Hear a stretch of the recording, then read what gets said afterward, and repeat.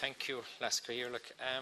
Obviously, the issue of what the Taoiseach knew and when the Taoiseach knew it is dominating the headlines, and there seems to be a lack of reality in relation to his statements. Every time he talks about the McCabe issue, he seems to contradict not only himself but his own ministers, and hopefully we will get clarity in relation to who knew what and when. But as we all know, that is a distraction.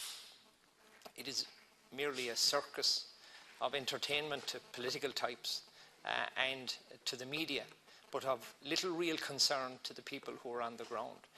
What is really of concern to the people on the ground is the central issue of Garda Jerry McCabe, a whistleblower who was doing his job as he saw fit in relation to concerns he had. And it was the treatment of Garda Jerry McCabe, the allegations that he has made that he was targeted with a smear campaign of the worst and most vile type. That is why, of course, we welcome a tribunal of inquiry in relation to this, that will get to the truth of this issue. And this is not just about Garda Jerry McCabe. This is about... Sorry, Maurice McCabe.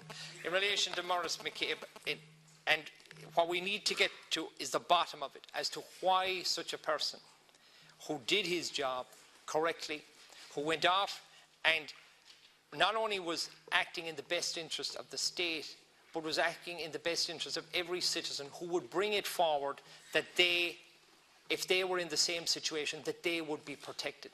Instead of being protected, he was smeared.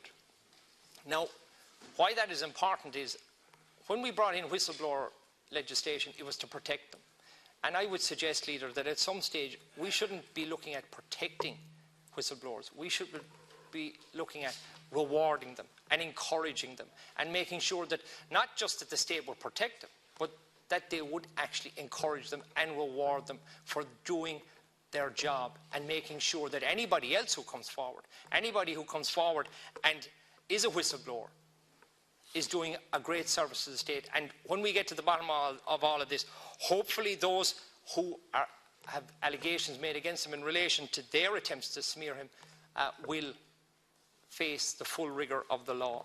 And in relation to the Taoiseach's, and this goes on to pending legislation and promised legislation, in relation to the Taoiseach's inability to communicate, Leader, as you know, there was an event in Cork where there was somebody portraying themselves as an Irish Sign Language interpreter and was a comedian. I have received communications from members of the deaf community who were outraged by this comedian's behaviour, who portrayed himself as a sign language interpreter and then interfered at an event that the Taoiseach was speaking at. I think it was deplorable. It was an appalling act by anybody to use the issues of the deaf community and the lack of recognition for the deaf community in Ireland, and one of the few European countries not to have it. So I would ask you, Leader, and just put you on notice in relation to the two bills, two of the bills that we have before us, the Corporate Manslaughter Bill and the Irish Sign Language Recognition Bill. On the 25th of March, we will be putting an amendment to the order of business. That committee stage of both of those bills will be taken. We have asked